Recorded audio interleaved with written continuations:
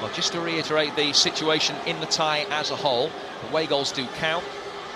So Wales know that a 2-1 victory tonight, even though it would make it 4-4 on aggregate, wouldn't be enough. Now that England and the Welsh must score 3.